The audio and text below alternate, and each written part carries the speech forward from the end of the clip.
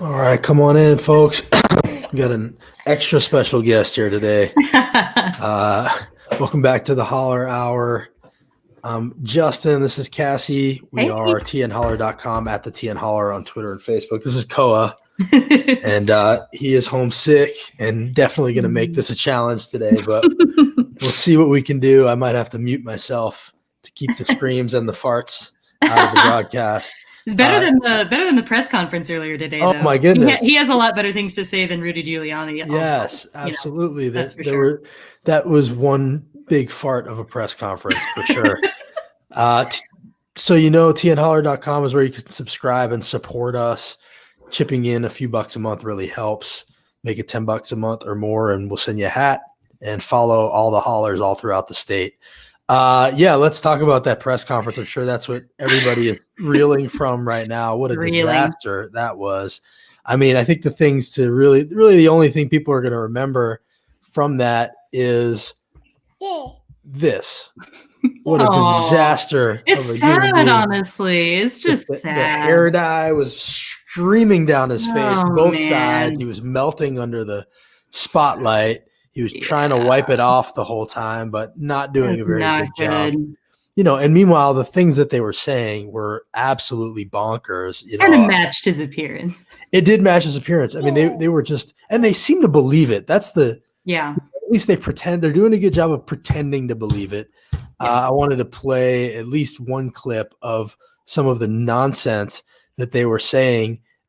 So much of it was just so absurd. This is Sidney Powell, who is one of the lawyers. Here and uncovering more by the day is the massive influence of communist money through Venezuela, Cuba, exactly China, and interference with our elections here in the United States. You have evidence for that? I mean, just evidence-free Venezuela, China. They even mentioned Germany at one point, which has been debunked.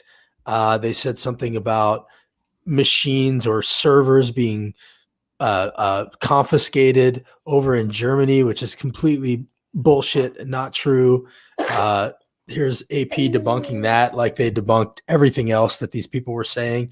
But it's really scary because it's pretty clear that they believe this stuff. I mean, you even had Fox News afterward talking about how completely unbelievable this stuff was.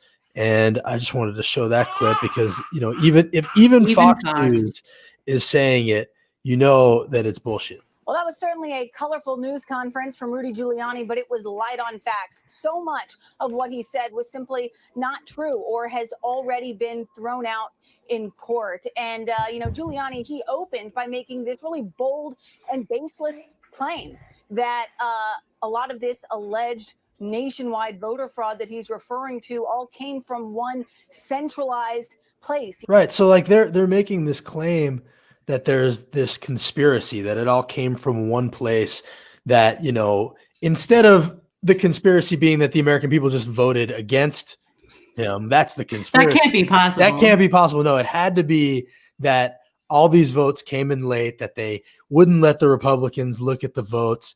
There had to be this conspiracy, and they genuinely seem to believe it. And look, I know enough Republicans to know that they probably do believe it, that there was no possible way that Trump just got voted out. And it's so damaging. Like, it's so tempting to look at it like a circus, that they're standing there saying these ridiculous things, but it's really, truly damaging to our democracy and to our country. And it's completely indefensible to stand by it if you know better. Right. It completely is. And it's also extremely frustrating. Like, I'm glad that Fox is saying these things now, but it's also really frustrating to see it because this is something that they should have been doing for the past 4 years. Right. So it's like, At some level, I hope it's transparent to maybe at least some Fox viewers to be like, oh, wait, why are they being critical of him now? Maybe they should have been critical of him before, but I doubt that a lot of that is happening. It's just really unfortunate that they haven't been. It's right. And this is on the heels of what happened in Wayne County, which was these Republican canvasser board members at first were not going to certify the election, then did certify the election. And now Trump has reached out to them and called them and said that he doesn't want them to certify the election, expressing gratitude for their support. And so they signed these affidavits essentially saying that now they don't want to certify the election, but it's too late. It's like, it's like changing, having the ref try to flip the result after you hear what's going on behind me, right? Oh, yeah, you're fine. Okay, it's a total disaster. Meanwhile, the Michigan lawmakers went to the White House and are going to the White House to try to talk to him. So he's working the refs. He's trying to keep these elections from being certified, and it's deeply damaging and destructive because there are millions of people who are totally on board for what they're doing. Yeah. It's deeply damaging. It's so destructive, and it's just like, I don't know. Are all of your dogs going crazy? Oh, he's muted himself. It's all good. I totally understand I have 5 animals in this house right now. So that's something that happens here a lot too.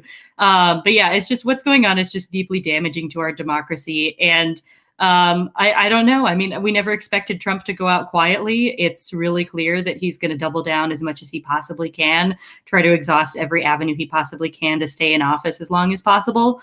And he's got enough cronies on his side to make sure that happens, that he just drags this out indefinitely. Some tweets, that I just wanted to show what people are saying.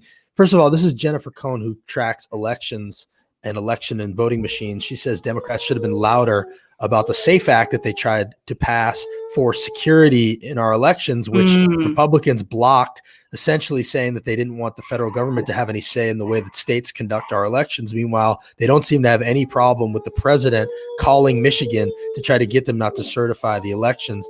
And then you've got people talking about what this really is, which is Jim Crow laws in modern day America, that we are actually watching them try to throw out black votes in America. This is the same thing as when they didn't want to let black people vote. It's just a different way of going about this racist garbage. Yeah, I mean, that's exactly what happened in Wayne County. The votes were like targeted, the areas near Detroit. That's where they were, targeting these votes, and these 2 that, like, Monica Palmer and Hartman, I can't remember, William Hartman, I believe was his full name, and those 2 that just signed an affidavit after certifying.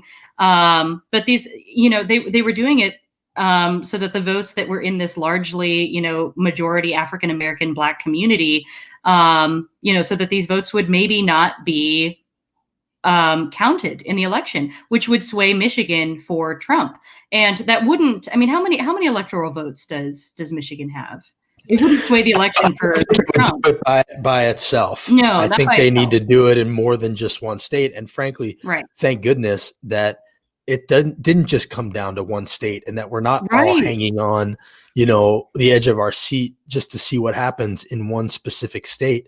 But, again, they have no evidence. This is a tweet that says, again, nothing Trump team is saying publicly matches what they're presenting in court, which is a really key part of this. They're not saying these things in court.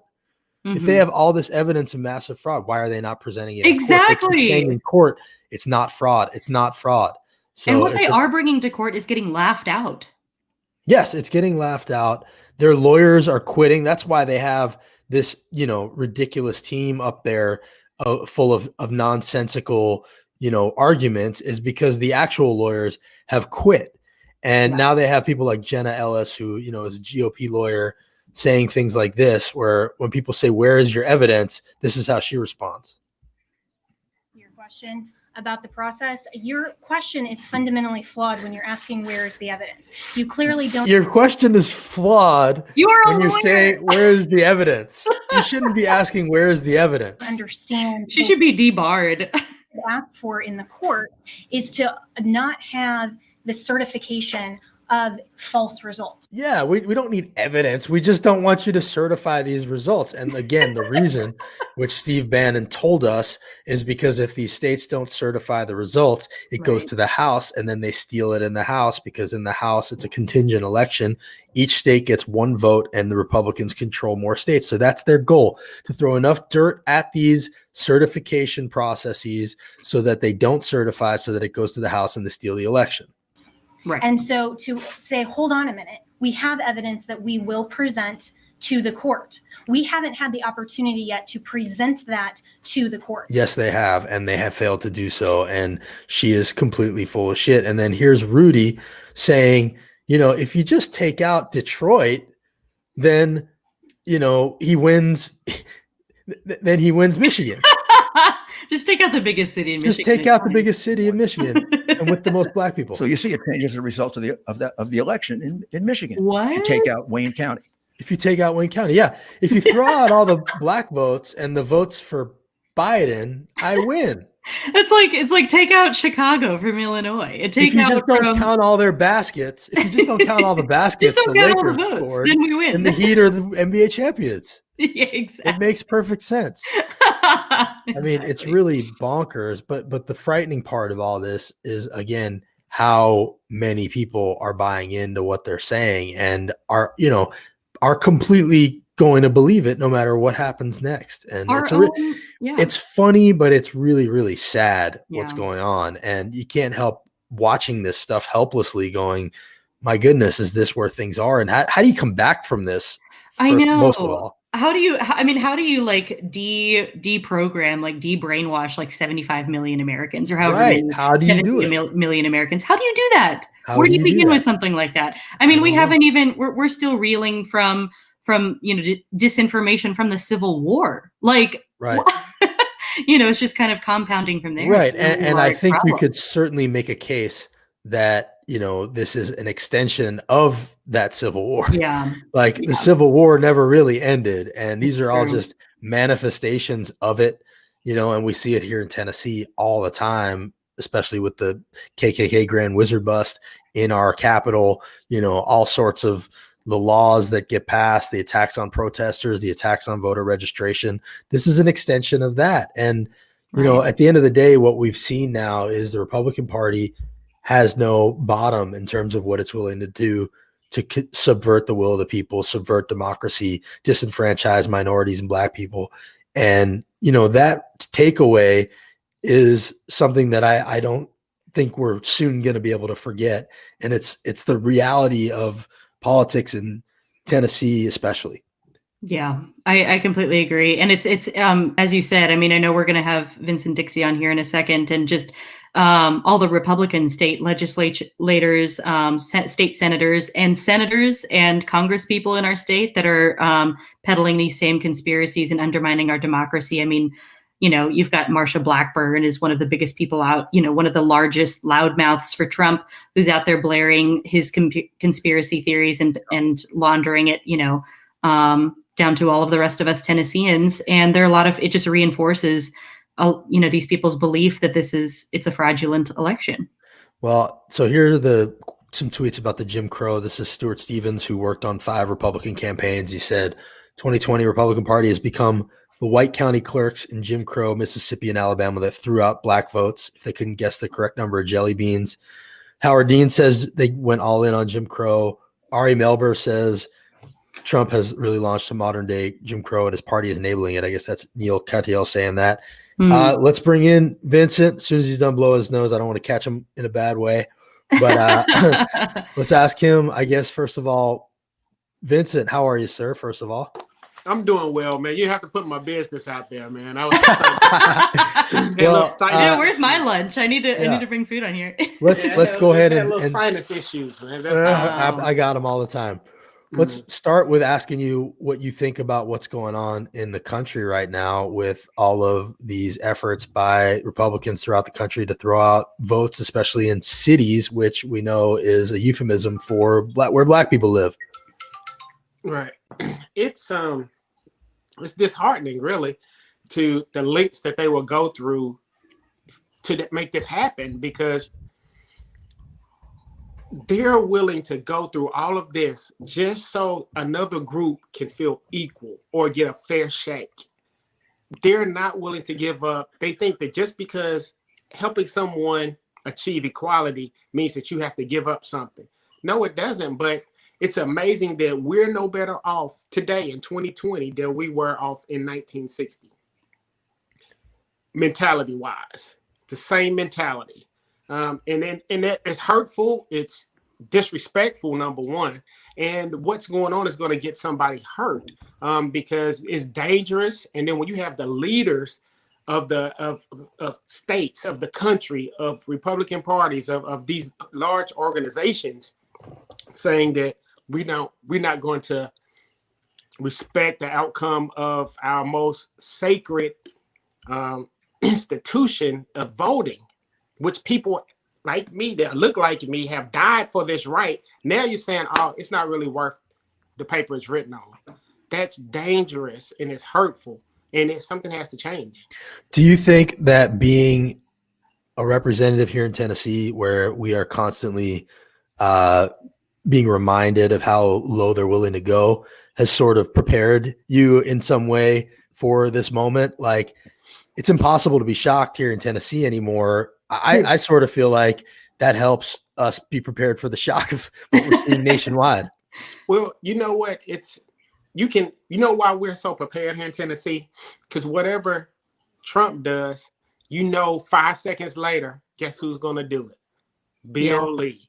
Because Bill Lee can't think for himself. He has surrounded himself with other people that look like him, so he only can see things through one lens, right? He doesn't have a diverse group of people around him. And he is he's brainless, he's spineless.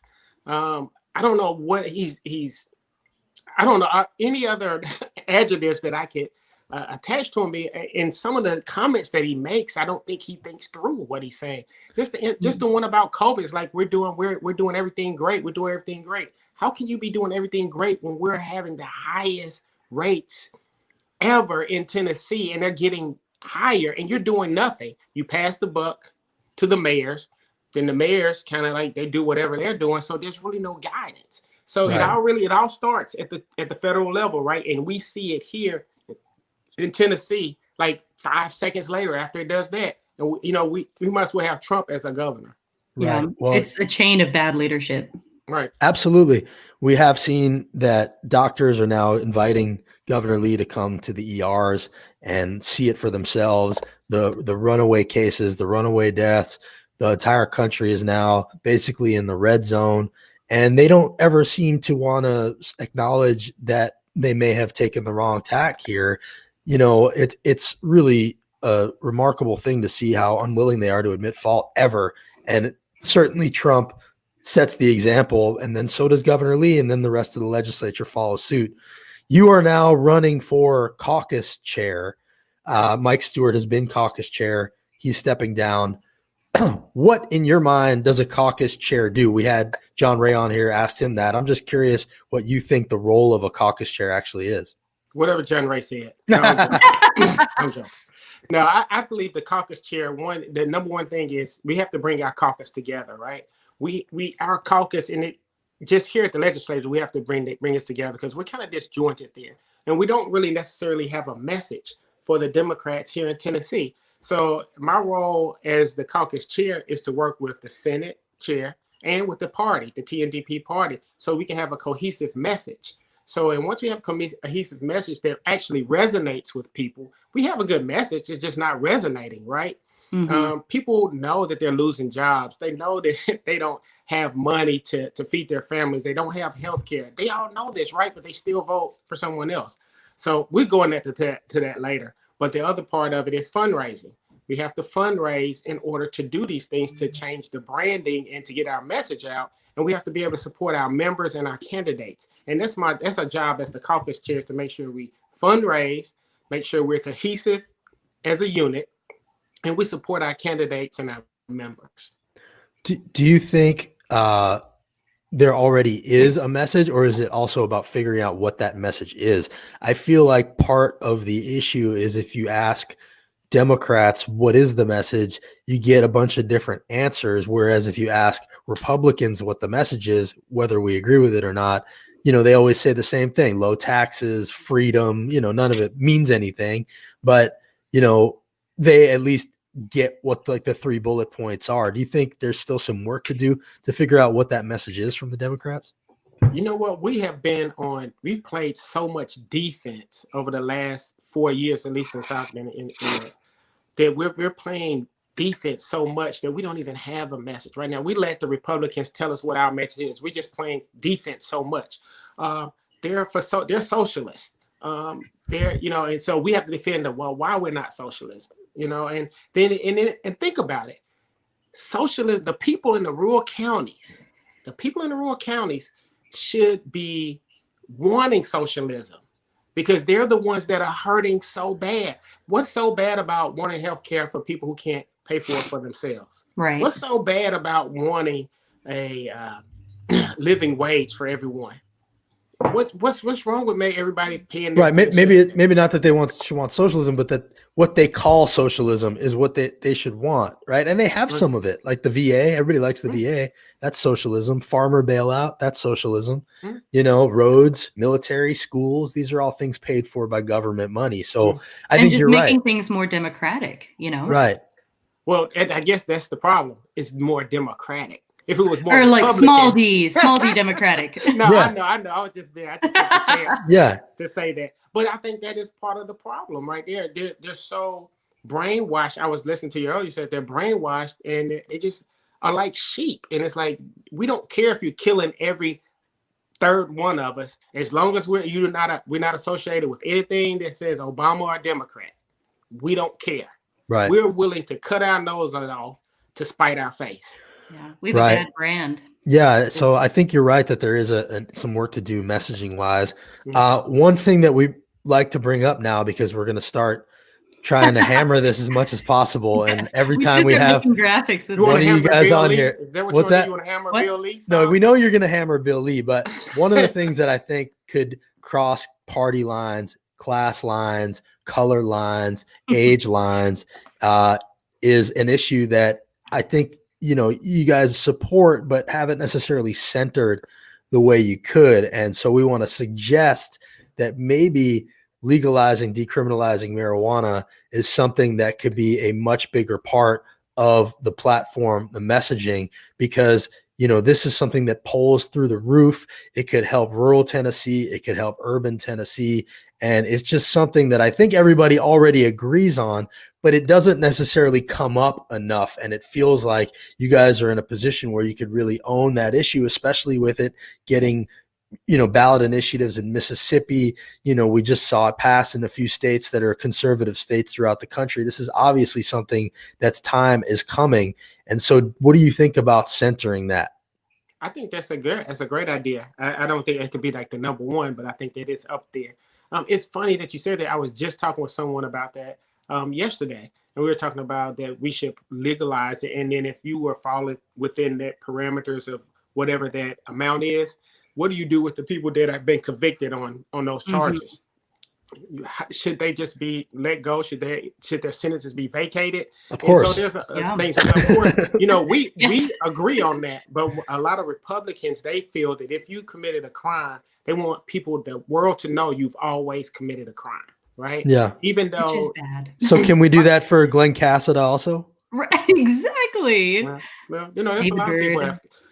But my thing is that sometimes people deserve a second chance. But I think that the decriminalization and legalization of marijuana it's a no-brainer right now, especially, why it should be able to do that now, why the climate should be good, because we can figure out a way to tax it. And guess what we need here in Tennessee? Right. More revenue. That's right. Right? Well, actually, we have a lot. They just don't like to spend it.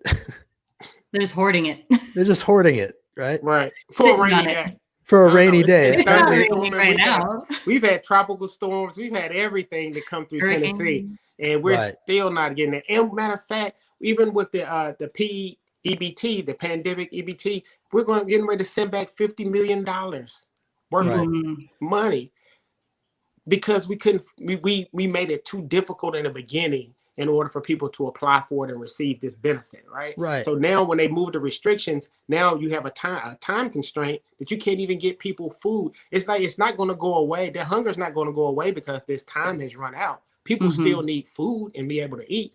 And we go back to what we're talking about, like the not socialism, but the ideals of it. Like, who doesn't want broadband or internet access for their kids, right? Who doesn't want healthcare for their whole family? I mean, quality healthcare and access to it, not 30, 45 minutes away.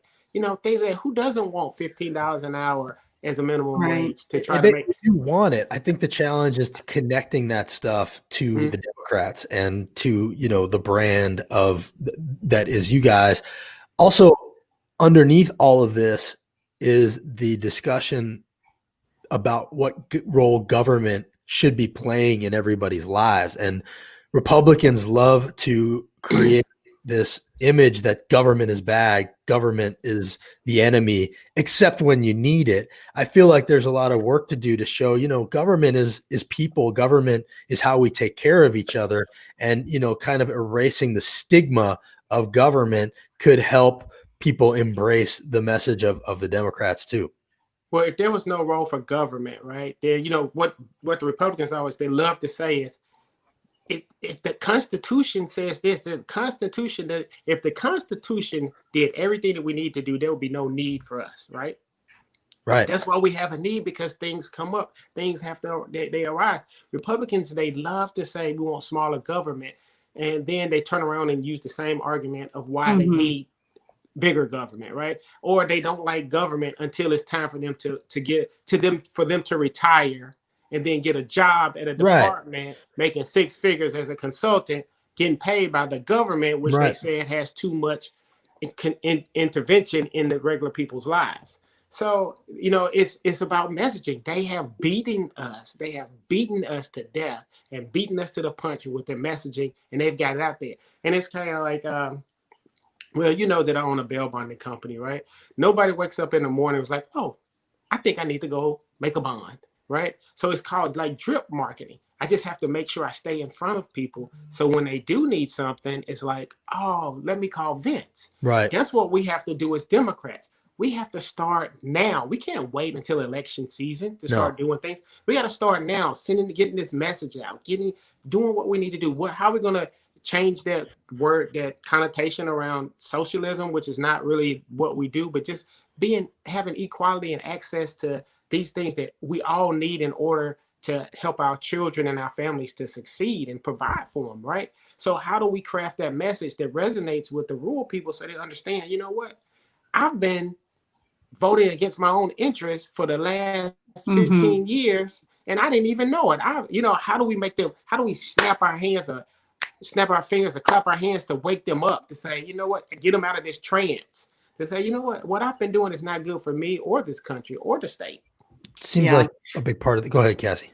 Oh, I was just going to say that it's actually interesting because, I mean, labels, there's been a lot of demonization of a lot of these different labels and just of Democrats in general, and a lot of misinformation to combat. But an interesting thing that I learned just recently is that the Republican Party was actually founded in some state in the Midwest. I can't remember which one, but it was founded by people that had a socialist ideology. Obviously, there's been a lot of transformation of the political parties over the past 150, 200 years is very different from the way that they started, but it was actually founded by socialists. And so there's a rich tradition of socialists in America.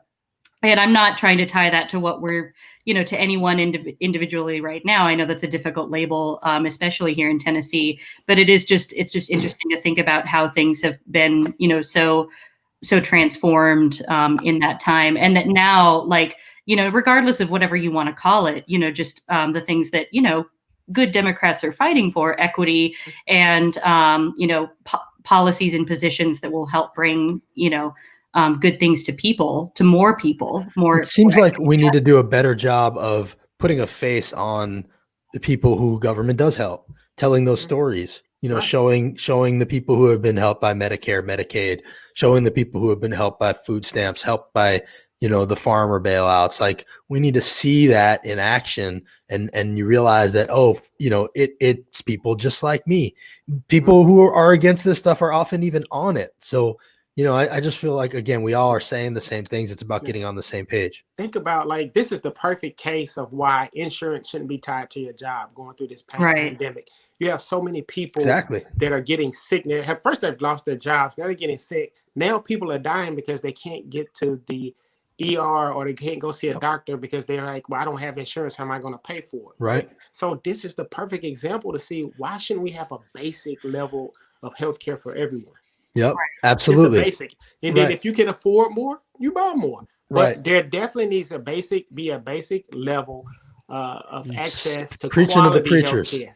Right. Absolutely. Completely agree with you. We have to do that. It's so much that's happening right now. You said, no, how do I feel about what's going on right now? As a Black man in Tennessee right now, I feel like that I'm insignificant, right? Because whatever I say, it doesn't work. It's not hearing. I feel like I'm not being heard. And when you look and you see that 70 million people decided that being a racist and a bigot wasn't a deal breaker, that is disheartening. And it's frustrating. It can make you angry, and it can crush you if you don't. But that, instead of it crushing me, what it does is it fuels me to want to do something more. And it fuels me because I believe the good in people. I believe in the Justins. I believe in the Cathy. I know that there are people out there that want better, that truly want equality for everyone and just want to live and be happy, right? I don't want to force my ideals on you. I might I might like the smell of grass, but I can't say, Justin, because you don't like the smell of grass, that you're an asshole, right? That I don't want to be around them. But the point is that if I have to respect you enough that if you don't like that, then maybe we won't meet around grass because he doesn't like the smell of grass. Vince, and I'm saying grass. I was gonna say, are you already on the issue? I mean, I'm just want to give you a chance here to, I'm curious, what is your pitch to your caucus? Like, why Vince?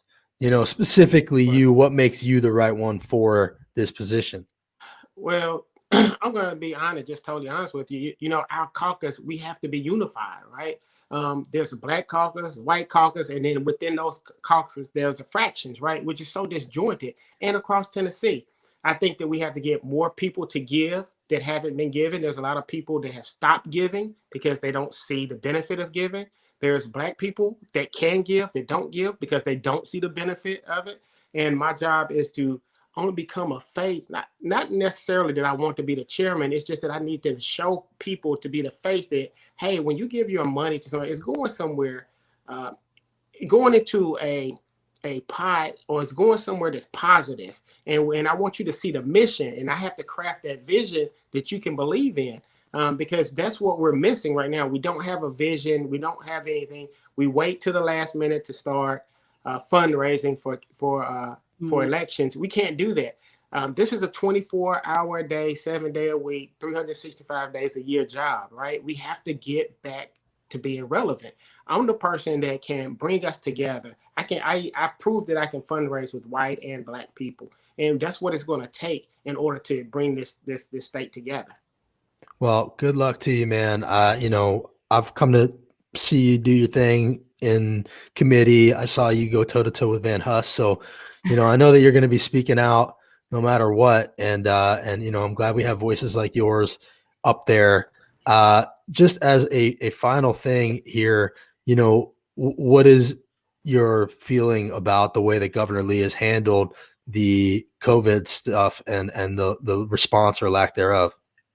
I think it's typical Bill Lee. I think the moment he's proven time and time again, the moment is too big for him. He just can't perform under pressure. And I think it's very irresponsible of him with the COVID cases going up and the Republicans have an overnight retreat and you go to the retreat. They just had a government ops committee meeting. The only two people that probably wore their mask pretty much the entire time were Democrats. So you're going to tell me that you're going to have 70, 80 plus Republicans that's on camera not wearing masks, that all of a sudden when they're behind closed doors, they're going to wear masks. No. Right? That is a super spreader event if I ever met one or saw one, heard Lee didn't even wear one at his fundraiser. Yeah. But he says he'll be super safe. It's almost like you had that ready, like you knew what I was going to say. I did. And I just think he's done a poor job of not leading this state. And, you know, we need to, there's people who have devoted their lives to studying disease, studying pandemics, to do things, but we choose to use rhetoric over science. That makes no sense to me. That right there, when you decide to do that, that let me know you are not fit to lead, because you're going by gut. I guess I have no idea who's doing this, who's telling them what to do. But it is ridiculous, and he's just not fit for leadership as far as when it comes to serving independent. None of us that were elected in 2018 or 2020, yes, but 2018, none of us signed up to govern or be leaders during a pandemic. But it happened. That's why people elected us, right? Because they have faith in us that we can overcome and lead them and keep them safe out of harm's way. We're failing miserably. And for him to make the statement that we're doing great, things are working, his plan is working. What is it working on? What is his plan working? It's such a slap in the face, honestly, Right. to all the people that have died or suffered from this. Absolutely. Right. In any way. I'm surprised that Dr. Piercy, you know, buys into this, and, you know, they're doing the photo ops, taking pictures of him taking flu shots, you know, with the T-shirt on and the cigarette pack in his hand, in his arm, you know. And I'm it's like, such a good Photoshop. Oh my God. Really? Like what's going on here? You know, is it all about photo ops, or do you want to do the job? Mm-hmm. Right. Or did someone just say, hey, it'll be fun to run for governor? It'll be fun. Yeah, it's like just the trajectory, like being this kind of affluent, wealthier kid from Williamson County. It's just like, that's just what you do, you know, once you become really successful. Well, I might as well run for governor because that means I'm qualified. And now the way that he's run it is just like completely spineless. And it's like he's trying to offend as little people as possible. But in the end, by doing that, he offends everyone, you know, so he may as well have just done the right thing from the beginning. You know, I'm going to go back to this. And you asked me why I wanted to run for caucus chair, and I'm going to just reiterate it. Because I believe a leader should lead and it should unite. We should not divide. My goal is to make us one, right? Is to make us have one vision, and we all push forward for that vision, right? And it's going to take all of us to craft that vision. But once I craft it and we all have buy-in on it, we should be unmoved and undeterred by where we want to go with this. Absolutely. Well, good luck to you in this race. You know, we'll be watching for sure. I think so far, either way, between you and John Ray, you know, you guys are doing it for the right reason. So good luck to you, and come back and see us either way. And we appreciate you being a voice in there regardless. Hey, now, when we finish, I know we said this before, but seriously, I need one of the hats. You're going to have to send me the link so I can buy one. No. I need one. Just send me your address. I'll get you the hat. No problem. Yeah, I need that. We got to get thank you. Say, in exchange for the hat, can I just get you to say "Follow the Holler" real quick? Say, I'm Rep Vincent Dixie. Follow the Holler. Follow the Holler.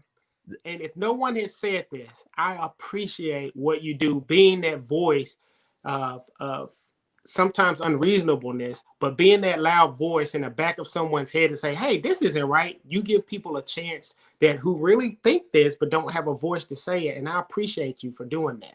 Thank you, sir. It means a lot to hear that. And sometimes you'd have to kick us in the ass a little bit. We will. And I Trust me. that. We'll do it. No problem. Rep Dixie, thanks for coming on here. We'll see you soon. All right. All right. Thank you. And good Appreciate luck. you. That's Rep Dixie right there. He's a good guy. And, you know, I always think about, he was one of the people, or, I mean, he was the guy that was going toe to toe with Van Huss, who was one of my least favorite people in a sea of people that are, you know, deserving of that title. And when he was pushing a bill to force rape teenagers to carry their rapist baby to term, and Rep Dixie was like, do you not see the evil in forcing a girl to do that? And he was like, I do not. That put him in Newsweek. But sometimes you just got to let them hang themselves with their own words. And bury themselves. I know Rep Dixie's always going to be willing to do that. So it's good to have him on here. Definitely. We talked about COVID. I just want to end with showing this video.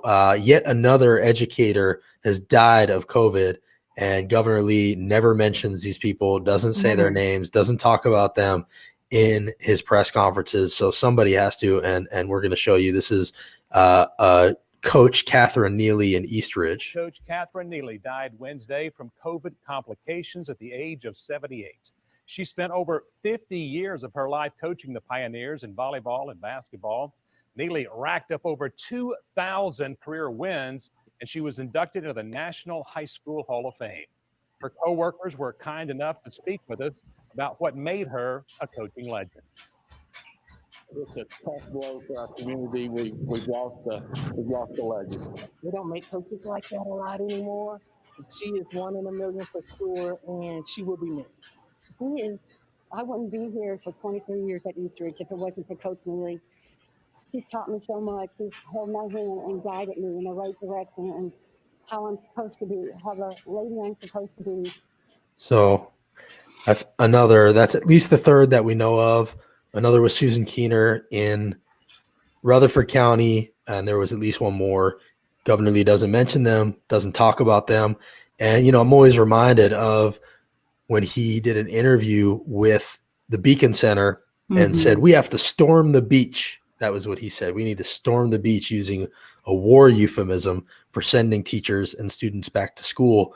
Well, if he's going to use that war euphemism, I think he should be presenting folded flags to the families of the soldiers that he sent back into war, like these teachers. And, at the very least, he should be mentioning them and not acting like this isn't happening, not saying that his strategy is working when it isn't, not pretending that what he's doing is a better solution than a statewide mask mandate. Look, even if a statewide mask mandate didn't work, at least you'd be showing the families of the people that are dying that you're trying. Right, exactly. Instead of minimizing it and acting like this is no big deal. It is a big deal. The hospitals are full, and Governor Lee is failing us, and everybody should be outraged about it. I mean, that's why that's just devastating. My heart broke when I saw that this morning. And it's just, that's why I say that it's such a slap in the face to these people, because he's not doing anything. He's not even giving any recognition to the people that are suffering because of this. And it's also, because we've just completely failed here in Tennessee and nationwide with this COVID crisis. Obviously we need to completely redo how we're doing schools and to have as little people as possible in schools. But it's insane to me that at the same time, you have some schools closing, but then you have, restaurants and like little restrictions on anything else that are at full capacity. And it's like, and they take it, sorry, go ahead. Because you have the profit. Well, I was just going to say, because you have the profit motive behind it, Right. And nobody, like, we're not saying shut down the whole world. We're saying wear a mask, and they're saying we can't shut down. No, wear a mask. Like, we're not saying to shut down. The economy and health are on the same side of this. And the longer this lasts, the longer this thing spirals out of control, the more affected businesses are going to be. So if you really are pro-business, you should be pro-mask. We're doing economically. Tennessee is doing worse than most other states. We've gotten like we're in the top 5 or something of doing terribly during the pandemic. Top 3, and it's because of tourism. It's us, Vegas, so Nevada, and Hawaii, because people aren't traveling, and tourism is such a big part of what we do. If you're really pro-business, you should be pro-mask. Yeah, and again, what I was saying earlier about things being at capacity. It's just that there's so much about this that's like that the profit motive is driving these decisions. But then the anti-mask stuff is just right. There's nothing to do with it. And you've got, yesterday I talked to Henry County Mayor Greer, and he was saying, he wanted a statewide mask mandate because in Henry County, they have a little shopping area. And so people from other counties that don't have that come through there. They don't have a mask mandate. They don't, they don't appreciate it. They're not being messaged to about it. So it just seems like a nuisance. It's like gun laws, Right. So they come in and they're like angry about it. And it makes it harder on the county mayors that are doing the right thing. And so it's just a mess. We have transient communities, transient counties, transient cities, people coming from all over the place, going through these places. If you don't have uniformity, you might as well not even have these laws. So it's the same thing with how a big Republican talking point with gun laws, talking about how Chicago has some of the strictest gun laws in the country, but they still have high rates of exactly. It's been going. They don't actually name all of those statistics correctly when they talk about this, but it's a big city, But then they don't talk about how most of the rest of the country has terrible gun laws. Right. So Gary, Indiana, is right next to South Central, and Wisconsin, Chicago. They're and right so there. right. So it's just, you got to have uniformity. I got into it with a libertarian on Twitter yesterday who was like, we shouldn't have state and federal mask mandates because you can't telling counties what to do. It's like, well, by that rationale, we shouldn't have state and federal laws at all. Yeah. So why don't we disband the Capitol and we have laws. That's what makes us who we are. And so, these like third grade ideologies, when you follow them to your logical conclusion, like they just don't work and they fall apart. You follow them down the rabbit hole and it's like, well, this doesn't make any sense anymore. Like, right. Yeah, it's pretty funny. And it's also like, I don't know. It's entertaining to see libertarians who talk about wanting freedom and freedom of speech and everything. Sounds so great until you talk about it for 5 seconds. Exactly. And then they say all of these lofty things, but then they turn around and are like, yeah, I'm okay with police brutality. Like, right. What? Right. And we shouldn't have schools. Like, how are you going to pay for anything, libertarians? Yeah. Anyway, I don't want to get into a whole thing about libertarianism. I know. Most of them, it's a rabbit hole. I feel like, are Republicans that just don't want to say they're Republican. They don't want to say, it's like not cool for some of them to be like, socially, to not be social. They think they can be socially liberal and have a cohesive ideology, basically. Right. Anyway, but the bottom line is we need a mask mandate. Lee's a weakling and, he's failing us, especially our teachers, and schools are closing left and right. I mean, he stood there yesterday and was like, everything's fine. But actually an hour later, an entire school district shut down in Rutherford County. So did Wilson County. It's starting to happen all over the place because we just haven't had the necessary action, the uniformity, the seriousness that we need. And, we've said it here, but like, I hope that now Biden will do the right thing. I hope that certain leaders will do the right thing, but it's possible that, things are so far down the rabbit hole at this point that it's not going to be easy to actually put it back in the box. So, it doesn't mean we shouldn't try, but I think our expectations of the effectiveness should probably be a little lower than if we had just done the right thing in the beginning. Yeah, I agree. It's going to be all but impossible to put back in the box. And so I'm all for, whatever measures, they think should be taken and going as far as we possibly can for it. But we're just going to have a tough few months until these vaccines start making it, throughout most of the population. All right. Well, that was our Holler Hour. Thank you all for joining us again. I know by the end of this, we're usually down to our loyalists. So if you're still watching, thank you. We appreciate it. We'll be back Tuesday and Thursday at 2 p.m. and feel free to jump in. This is your hour too. Anytime you want to say something, holler about something, just message us for the link. We'll see you next week. See ya.